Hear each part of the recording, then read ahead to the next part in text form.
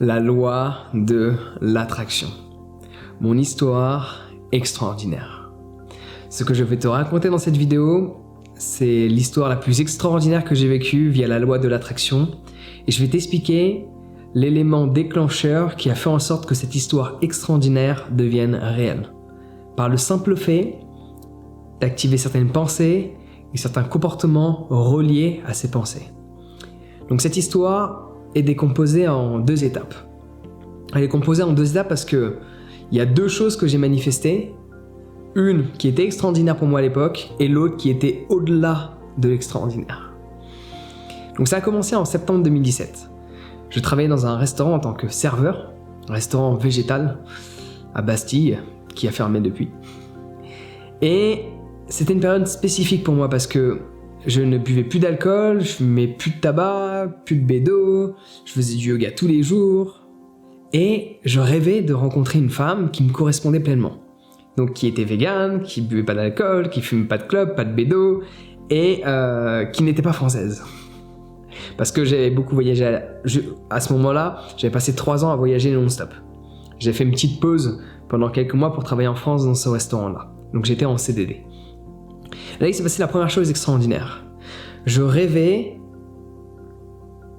en étant éveillé, d'une personne avec une certaine silhouette, avec un certain facial, avec un certain comportement, une certaine attitude, un certain calme, et avec tous ces attributs.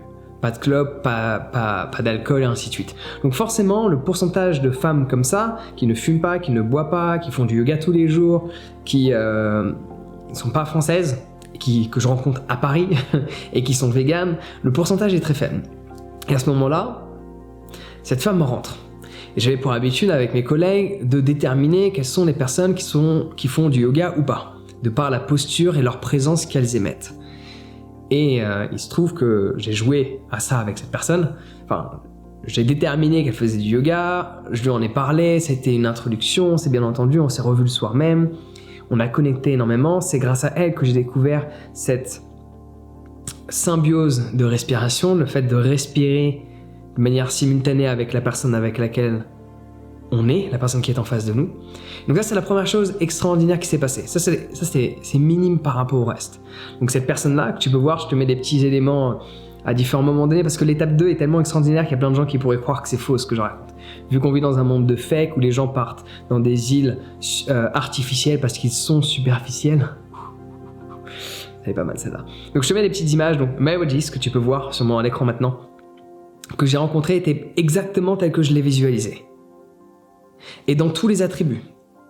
Alors que le pourcentage de femmes comme ça est très faible. Et donc du coup pendant 2 semaines, pendant qu'elle était à Paris, pendant 2 semaines on s'est vus tous les soirs. Même le premier soir, on a fini ensemble. Alors, tu connais la musique, on va pas rentrer dans le détail. Et donc du coup on a vécu pendant 2 semaines à Paris. Même à un moment donné elle est venue chez moi, dans mon logement. Elle a quitté son hôtel et est venue habiter chez moi pendant ces 2 semaines. Sauf qu'à la fin des 2 semaines, non, si je foire pas l'histoire, bon, je te passe les détails, on va vite faire rentrer dans l'étape 2, mais en gros, si tu veux. Il s'est passé 2 semaines comme ça, où, je sais plus, non, elle est restée genre 3 semaines, je crois. Il s'est passé 2 semaines où je travaillais, puis j'ai pris 1 semaine dite de vacances, où on est parti dans le sud de la France et en Italie ensemble. Et après, en remontant à Paris, elle devait repartir en Floride, à Palm Beach, là où elle vivait. À ce moment-là, j'ai pris la décision de quitter mon CDD pour la rejoindre. Parce qu'en fait, elle a dû partir non pas pour un problème de visa, mais parce qu'elle travaillait dans les fermes de cannabis en Californie. Donc la Californie sur la côte ouest, elle vivait sur la côte est. Mais elle est rentrée principalement pour faire les saisons. Parce que la saison, elle commence fin septembre ou mi-octobre. Donc du coup, 1 semaine après, je suis parti la rejoindre. Je traversais l'océan, telle une histoire d'amour. Et c'est là que les choses extraordinaires se sont passées. C'est qu'elle avait déjà un travail dans les fermes de cannabis. Donc, si tu ne sais pas comment ça se passe, surtout qu'à l'époque, je ne fumais pas, ok ? Enfin, je ne fumais plus, tout court, je fume plus toujours. Mais à cette époque-là, j'avais arrêté de fumer depuis plus d'1 mois en tout cas. Et j'avais toujours eu ce rêve de travailler dans une ferme de cannabis où il y a des plantes de partout et plein de gens qui travaillent partout à la chaîne. J'avais toujours eu ce rêve. Elle avait le contact de travailler dans une ferme. Mais moi, je pouvais pas y travailler. Parce qu'en fait, ils acceptent pas forcément les hommes. la plupart des hommes ne sont pas acceptés. Parce que chaque année, dans la Redwood Forest, donc dans le nord de la Californie, vers 4-5 heures de voiture nord, il y a la Redwood Forest, là où il y a les plus vieux arbres, les plus gros arbres, et là où il y a le plus de cultivateurs de cannabis au monde. Dans cette forêt-là, enfin dans cette contrée-là, chaque année, il y a des vols et des meurtres. Et à chaque fois, ce sont causés par des hommes et non pas des femmes. Donc les fermiers préfèrent travailler avec des femmes qui trim, c'est-à-dire qui tournent la bœuf. Passons aux détails. Je ne fumais pas, etc. Et elle me dit, tu peux me rejoindre et on essaie de voir comment trouver un travail. Et là, les choses extraordinaires se sont faites. Donc j'ai quitté un CDD. Donc je ne sais pas si tu es au courant, mais quand tu quittes un CDD, tu es redevable si la personne, ton employeur te le demande, de la somme qui t'était due de base en faisant les horaires indiqués. Parce que du coup, tu quittes le CDD avant la fin du contrat. Passons aux détails.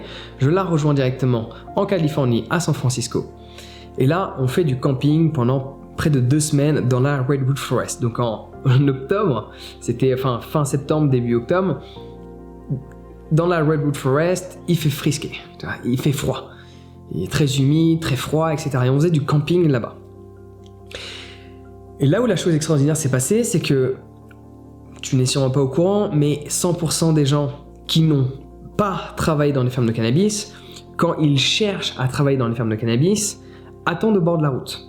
Littéralement, ils se mettent au bord de la route, là où il y a tous les routes, parce que c'est un peu comme chez moi aujourd'hui, ici dans la campagne française, tu as une route principale.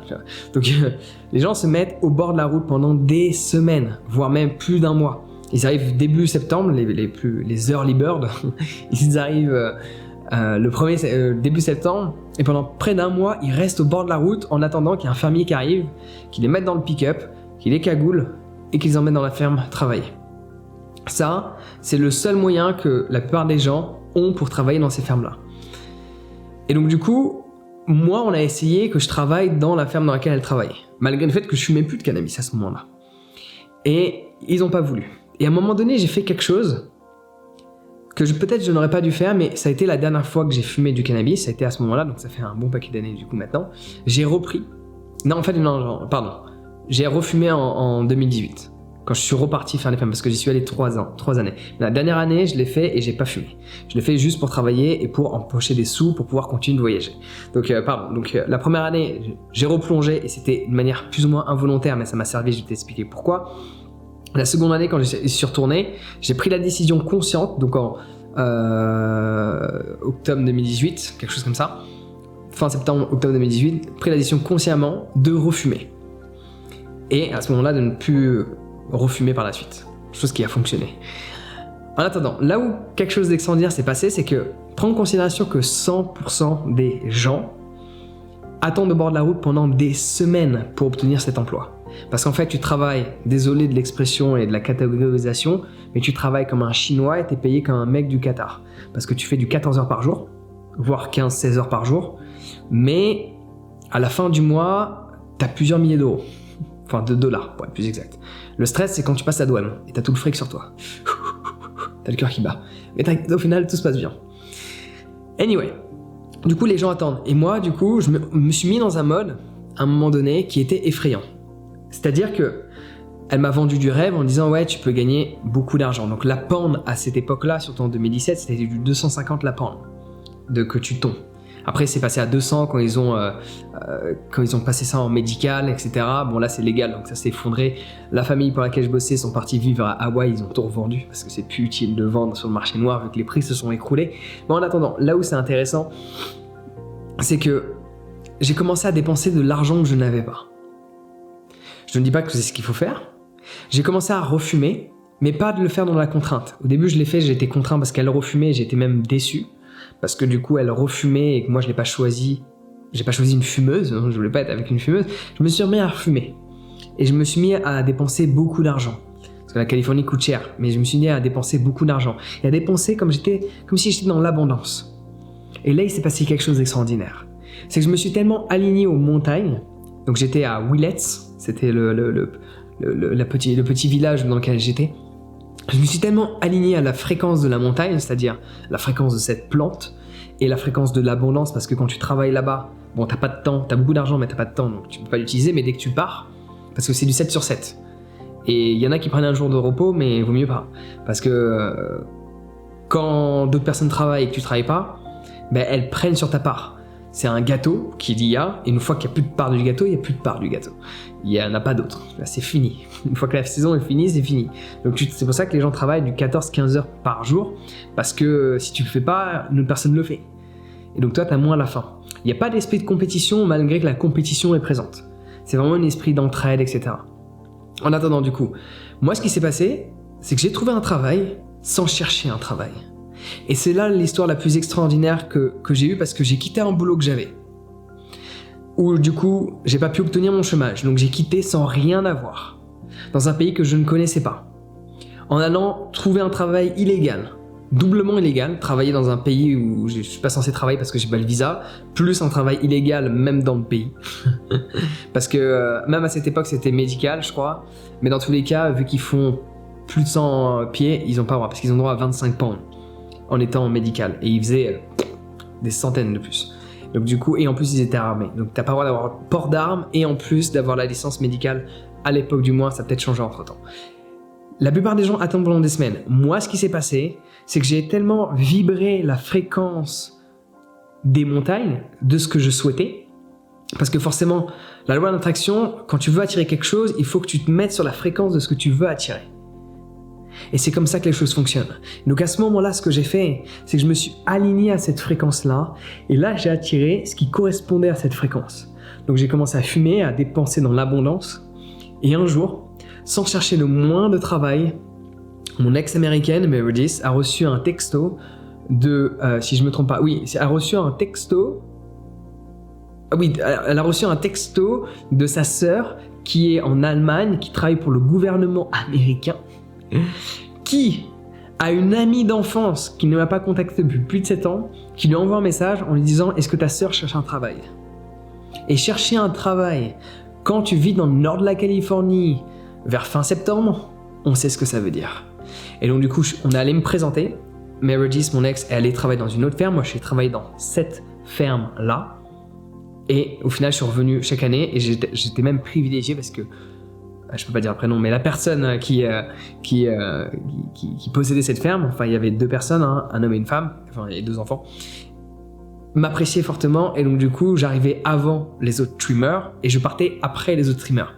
Pourquoi ? Parce que mon travail était tellement de qualité que même si j'allais pas aussi vite que d'autres personnes qui étaient plus expérimentées, j'avais plus de quantité de par le fait qu'à un moment donné il arrivait en disant c'est bon, c'est fini, il n'y a plus rien. Les autres partaient, je restais dans la maison parce qu'ils ont plusieurs maisons sur leur terre. Je restais dans la maison qui correspondait, et là du coup je pouvais continuer de trimmer. Donc la moralité de l'histoire, cette histoire extraordinaire, c'est que parfois tu n'as pas besoin de chercher pour obtenir. Tu as juste besoin de vibrer ce que tu cherches à obtenir. Donc certes, j'ai replongé dans le cannabis, mais je me suis relâché de cette addiction par la suite. Le cannabis a été la substance la plus difficile pour moi d'arrêter en termes d'addiction, contrairement aux autres substances où j'ai arrêté du jour au lendemain et je n'ai jamais repris. Le cannabis, j'ai eu plusieurs rechutes jusque-là, du coup en octobre 2018, où je n'ai toujours plus repris depuis cette date-là. Donc voilà mon histoire extraordinaire. Parce que les gens cherchent pendant des semaines un travail tous les jours, en se faisant littéralement kidnapper pour pas qu'ils voient où la ferme est, parce que tu n'as pas le droit de partir de la ferme quand tu te fais prendre comme ça. Et moi, on était en train de faire du camping dans la Wildwood Forest, elle reçoit un message et on nous dit d'aller quelque part pour aller travailler. Pourquoi ? Parce que j'ai vibré ce que je cherchais à obtenir. Et il y a beaucoup de personnes qui veulent obtenir des choses dans leur quotidien, mais ils ne vibrent pas ce qu'ils cherchent à obtenir. Quand tu es aligné, que ce soit travailler dans une ferme de cannabis, que ce soit de recevoir l'abondance, que ce soit de faire je ne sais pas quoi, que ce soit attirer une personne que tu souhaites, cette personne-là, je la vibrais. On était sur la même fréquence, on se comportait de la même manière, on avait plein de choses qui étaient très similaires, on fumait pas, on buvait pas, on mangeait vegan, on faisait du yoga, on vibrait sur la même fréquence. Elle voyageait, je voyageais, on était sur la même fréquence. Et au début, je trouvais pas de travail parce que j'étais pas aligné aux montagnes. Les gens qui sont dans les montagnes, le peu de fois où ils prennent un jour de repos, ils y vont et ils claquent de l'oseille. Pourquoi ? Parce qu'ils vivent dans l'abondance. Ils ont travaillé 14 heures par jour. Alors t'es pas payé à l'heure, hein, t'es payé à ce que tu fais, à la pound. Donc la pound c'est la pound c'est combien ? 250 ? 250 grammes? Quelque chose là, je sais même plus. Bon, t'es payé à la pound, en tout cas. Tu ne calcules pas en grammes là-bas. C'est comme les gens qui veulent traduire l'anglais en français. Ça se traduit pas en fait. Ça se comprend. Tu peux pas traduire un mot, tu peux pas traduire une expression, tu vois, les expressions de style make sense. Tu traduis pas ça en français. C'est une personne qui te parle, et dans un coup tu lui dis c'est bon, ça prend sens. Ou alors tu lui dis fair enough. La personne elle te parle, elle t'explique quelque chose et vous n'êtes pas d'accord, et d'un seul coup tu lui dis c'est bon, c'est assez. Ça fonctionne pas, tu peux pas traduire des choses. Donc il faut juste emmener cette compréhension, et quand tu as cette compréhension, tu es aligné. Quand tu es aligné, tu vibres ce que tu cherches à obtenir. Voici mon histoire extraordinaire par rapport à la loi de l'attraction, il y en a eu plein d'autres. Mais celle-ci, c'est la plus extraordinaire parce que en l'espace de 1 mois, j'ai manifesté ma femme de mes rêves. 2 semaines après, j'ai manifesté un boulot que j'ai toujours rêvé d'avoir à un moment donné où en plus je ne fumais même plus. Alors après, je suis revenu, pour la petite histoire de finalité, je suis revenu l'année d'après où là, j'ai pris la décision consciemment de fumer parce que je me suis dit, Jean, je fumais plus. Mais j'ai eu plein de rechutes durant cette année, l'année de 2018. Et là, je me suis dit, Jean, si tu fumes pas là, où tu peux choisir la variété, que tu l'as vu pousser, que tu l'as trimé, que tu l'as aimé, et que tu repars à Paris refumer, t'es le plus stupide qui soit. Donc à ce moment-là, en octobre 2018, quelque chose comme ça, je crois que c'est l'année où il y a eu des incendies, donc je suis reparti avant Thanksgiving, genre 2 semaines avant. Je suis parti début novembre, je crois, il me semble, à ce moment-là. À cette période-là, ce qui s'est passé, c'est que j'ai pris la décision ferme de refumer et de ne plus jamais y retoucher en dehors de cette ferme-là. Chose qui s'est passée. Et après, je suis revenu encore une année où là, j'ai fait que bosser. Et tu t'aperçois que, contrairement à ce que beaucoup de personnes pensent et qui sont dans toutes ces substances, les gens qui gagnent le plus d'argent dans les fermes ne fument pas. Parce qu'ils sont là pour bosser. Alors bien sûr, le patron, il fume tout le temps. Il a des pets partout sur sa Jeep, petite Jeep pour se balader sur le terrain, etc. Enfin bref, voici comment j'ai manifesté 2 choses extraordinaires. Une femme de ma vie et également un rêve que je pensais être inaccessible. Parce que j'y suis pas allé en regardant sur internet, où sont les fermes, comment faire. J'y suis allé en ne sachant rien. J'ai juste fait en sorte de vibrer la fréquence que je voulais. J'ai fait en sorte juste de vibrer la fréquence des montagnes de là-bas. Les montagnes de là-bas sont différentes. Enfin, tu m'auras compris. Tu m'as compris? Oui, on va dire oui. Les fréquences de là-bas sont différentes de d'autres fréquences. Les montagnes de la Redwood Forest sont vraiment uniques en son genre. Tout le monde fait pousser là-bas.